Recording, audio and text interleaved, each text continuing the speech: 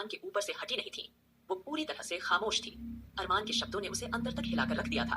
अब आगे आस्था ने कभी सपने में भी नहीं सोचा था कि उसका पति उसके बारे में इस तरह की राय रखता होगा और उसके बारे में इतनी उल्टी सीधी बातें बोलेगा। वह बस खाली खाली नजरों से अरमान को एकटक देख रही थी। अचानक अरमान आगे बढ़ा और उसने तुरंत आस्था की गोद में से अंश को झपट लिया और आस्था को घूरते हुए बोला, मेरे बेटे से दूर रहो, क्योंकि इस दुनिया में सिर्फ वसुंधरा जैसी औरतें ही हो सकती हैं। उसके अलावा कोई भी औरत नॉर्मल माँ या प्यार की देवी कभी नहीं हो सकती। अरमान एक एक शब्द चबा चबा कर बोल रहा था। जैसे ही अरमान ने झटके से अंश को आस्था की गोद से छीना, वैसे ही आस्था को ऐसा लगा जैसे उसका कलेजा छलनी हो गया हो। फिर अरमान आस्था के कान में करीब जाकर धीमी आवाज में फुसफुसाया, मुझे नहीं पता मेरे कौन से कमजोर लम्हे का तुमने फायदा उठाया था, लेकिन चाहे जो भी हो, भले ही मेरी सारी प्रॉपर्टी की नॉमिनी तुम हो, पर मैं ये बात अच्छी तरह से जानता हूँ कि शायद तुम इसी प्रॉपर्टी को पाने के लिए मेरे बिस्तर तक आई होगी, लेकिन यह अरमान सिंघानिया अंश सिंघानिया को तुम्हें कभी नहीं देगा। ये मेरा बेटा है और ये मेरे साथ रहेगा, लेकिन मेरी जिंदगी में तुम्हारे लिए कोई जगह नहीं है। इसलिए जितना जल्दी हो सके इस मैंशन को छोड़कर चली जाओ। कहीं ऐसा ना हो कि मैं तुम्हें खुद मजबूर कर दूं यहाँ से जाने के लिए। ये कहकर अरमान ने अंश को अपनी गोद में ठीक से एडजस्ट किया और सीधा अपने कमरे की ओर जाने लगा।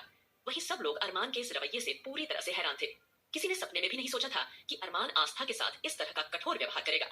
रौनक ने यह सब देखकर हैरानी से तुरंत ही अपने मुंह पर हाथ रखते हुए बोली, बाप रे बाप, ये सब क्या था? आखिर इस मेंशन में आज हो क्या रहा है? पहले उस तांत्रिक का आना, फिर उसका फ्रॉड निकलना, फिर अरमान भाई का हम सबकी शादी के बारे में जानना, और अब अंश की सच्चाई जानने के बाद भी अरमान भाई आस्था के साथ इतनी कड़वाहट से कैसे बात कर सकते हैं? और यह प्रॉपर्टी वाला सीन, यह सब कैसे हुआ? कहीं ना कहीं रौनक के दिल और दिमाग में सवालों की आंधी थी। अचानक उसके माथे से पसीना निकलना शुरू हो गया। उसे एहसास ही नहीं हुआ कि घर में इतना ज्यादा ड्रामा होने की वजह से वह कितना स्ट्रेस में आ चुकी थी कि अपने दिल और दिमाग के बीच की इस लड़ाई में वह खुद को संभाल नहीं पा रही थी। रश्मि तुरंत हरकत में आई और रौनक को संभालने लगी। तब तक अहान ने आगे बढ़कर रौनक को गोद में उठा लिया और उसे सोफे पर बैठा दिया। उसने जल्दी से रौनक को ठंडा पानी पिलाया और उसे शांत होने के लिए कहने लगा। रौनक ने खुद को संभालते हुए धीरे धीरे गहरी सांसें ली। इतना बड़ा ड्रामा देखने के बाद वह काफी अजीब महसूस कर रही थी, लेकिन ठीक उसी वक्त आकाश और सुमित उन लोगों के पास आ गए। रौनक का हाल चाल पूछने के बाद जल्दी ही वह लैपटॉप से कुछ रिकॉर्ड्स और सबूत निकालने लगे। अब सारा सच उनकी आंखों के सामने था। आकाश ने सबको देखते हुए गंभीर स्वर में कहा, मैं जानता हूँ कि इस वक्त आप सबके दिमाग में कई सारे सवाल उथल पुथल मचा रहे होंगे, लेकिन वह अरमान सिंघानिया है। हमारे लिए भले ही इतनों दिनों तक अपनी शादी का सच छिपाना मुश्किल था, लेकिन अरमान ने कुछ ही घंटों में सारा सच पता लगा लिया। जहां तक मुझे उम्मीद है, इसकी शुरुआत जन्माष्टमी की रात से हुई थी, जब हम अपने अपने पार्टनर को लेकर उनके कमरे में गए थे। शायद वही बात अरमान को खटक गई होगी। उसी वक्त से उसने इन्वेस्टिगेशन करना शुरू कर दिया होगा और अब उसे सब पता चल गया है। अब हम सब भी जानते हैं कि अरमान सिंघानिया को हमारी शादियों का सच पता चल चुका है और मुझे पूरी उम्मीद है कि वह हमें अलग करने की कोशिश नहीं करेगा, क्योंकि अगर वह ऐसा करना चाहता तो अब तक कर चुका होता। लेकिन अगर वह आस्था से इतनी नफरत कर रहा है तो इसका मतलब साफ है, वसुंधरा आंटी के दिए हुए परसों पुराने जख्म अभी भी उसके दिल और दिमाग से ताजा है।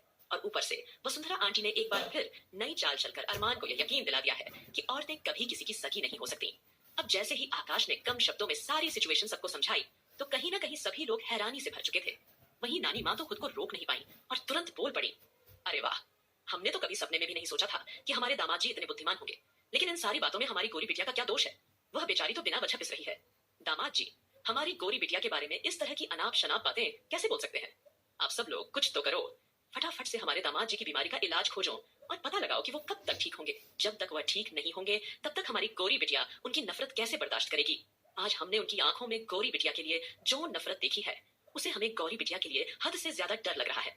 कहीं ना कहीं नानी माँ की बात सुनकर सब लोग के शरीर में जैसे सिरहन सी दौड़ गई थी। सभी के चेहरे पर नर्वस एक्सप्रेशंस थे। वहीं रौनक ने तुरंत आस्था का हाथ पकड़ लिया था। वहीं आस्था तो आज हुई इस घटना से सन्न रह गई थी। उसकी आंखों से झरने की तरह आंसू बहने लगे थे और सभी ने आस्था का परेशान चेहरा देखकर उसे जल्दी से दिलासा देने की कोशिश की। आस्था ने गहरी सांस लेते हुए खुद को संभाला। फिर वह खुद के इमोशंस को नॉर्मल करते हुए रौनक का हाथ थामकर बोली, सॉरी, लेकिन अब तुम्हें किसी भी सिचुएशन बिल्कुल भी स्ट्रेस लेने की जरूरत नहीं है, समझी तुम? अब तुम्हें अपना पूरा ध्यान रखना होगा। फिलहाल रौनक का टाइम धीरे धीरे पूरा होने वाला था और उसकी इस हालत में स्ट्रेस लेना बिल्कुल भी ठीक नहीं था। आस्था ने सबकी ओर खाली खाली नजरों से देखा, क्योंकि इस वक्त सबकी बेबस नजरें उसी पर टिकी हुई थीं। इस वक्त उसके चेहरे पर खालीपन और अकेलापन दिखाई दे रहा था। उसने सबको एक्सक्यूज करते हुए कहा, हम अभी आते हैं, और यह बोलकर वह सीधा अपने कमरे में चली गई। आस्था के जाते ही वंशिका तुरंत उठ खड़ी हुई और ध्रुव की ओर देखकर बोली, चाहे कुछ भी हो जाए, अरमान भाई का एंटीडोट तो मैं बनाकर रहूंगी, क्योंकि आज अरमान भाई का रिएक्शन देखकर मुझे साफ साफ समझ आ चुका है कि उन्हें बेवकूफ बनाना इतना भी आसान नहीं है। और सबसे बड़ी बात, अगर उन्होंने हमारी शादी की सच्चाई पता चलने के बाद भी ज्यादा ओवर रिएक्ट नहीं किया, तो इसका मतलब साफ है कि वो अपने दिल और दिमाग पर पूरा कंट्रोल रख सकते हैं। उन्हें यह भी मालूम है कि अगर वो ज्यादा सोचेंगे तो इसका सीधा असर उनके दिमागी संतुलन पर पड़ेगा। इसलिए इतनी बड़ी बात जानने के बाद भी उनका सामान्य रहना ही सबसे बड़ी बात है। वंशिका की बातें सुनकर ध्रुव के अंदर भी हिम्मत की लहर दौड़ गई। उसने सिर हिलाकर हामी भरी और तुरंत वंशिका से पूछा, तुम वो एंटीडोट बनाए रखो, तब तक हम लोग इस मामले की तह तक जाने के लिए अच्छे से खोजबीन करते हैं और यह भी पता लगाने की कोशिश करते हैं उस एक्सीडेंट के पीछे राजवीर जिंदल का हाथ था या नहीं। फिलहाल आस्था की जिंदगी में सब कुछ बदल चुका था। एक ही पल में उसकी सौतन या कहो बचपन से जिसे वो सबसे ज्यादा नफरत करती थी, संजना सिंह, उसकी जिंदगी में वापस आ गई थी। उसके लिए ये सारी सिचुएशन हैंडल करना काफी मुश्किल हो रहा था। भले ही अब अरमान ने वसुंधरा को बाहर निकाल दिया था, लेकिन वसुंधरा ने जिस चालाकी से सारी जमीन जायदाद अपने नाम करने की कोशिश की थी, उसने आस्था को अंदर तक हिलाकर रख दिया था। आस्था को याद आया कि जब वो ऑस्ट्रेलिया जाने की तैयारी कर रही थी, तब अरमान ने उससे कुछ कागजात पर साइन करवाए थे, जिस पर उसने बिना पढ़े साइन कर दिए थे। अब उसे समझ आया कि वो पेपर्स कुछ और नहीं बल्कि वही जमीन जायदाद के कागजात थे जो अरमान ने अंश और आस्था के नाम पर करवाए थे। अरमान ने अगर अपनी मर्जी से सारी प्रॉपर्टी आस्था और अंश के नाम करवाई थी, तो फिर अरमान आस्था पर इतना बड़ा इल्जाम कैसे लगा सकता है? इस वक्त आस्था अरमान के ठीक बराबर वाले कमरे में मौजूद थी। उसके दिमाग में सवालों का तूफान उमड़ रहा था और वो किसी भी निष्कर्ष पर पहुंचने को तैयार नहीं थी। अचानक अरमान द्वारा अपने बच्चे को उसकी गोद से छीन कर ले जाना, यह बात भी उसे अंदर तक खाई जा रही थी। वो अपना स्ट्रेस संभाल नहीं पा रही थी, इसीलिए वह सीधा वॉशरूम में चली गई और ठंडा पानी अपने ऊपर डालकर खुद को शांत करने की पूरी कोशिश करने लगी। इधर अरमान अंश को अपनी गोद में लिए बैठा हुआ था। वह अपनी गहरी आंखों से अंश को गौर से निहार रहा था। अंश मुस्कुराकर कभी अपने हाथ पैर हिलाकर खेलने लगता, तो कभी अपनी चमकती हुई आंखों से अपने पिता को टुकुर टुकुर देखने लगता। वह कभी अपने कोमल हाथों से अरमान के गालों को छूने की कोशिश करता, तो कभी उसके कपड़ों पकड़कर खेलने लगता। वहीं अरमान बिना किसी इमोशंस के बस अंश को चुपचाप एक तक देखे जा रहा था।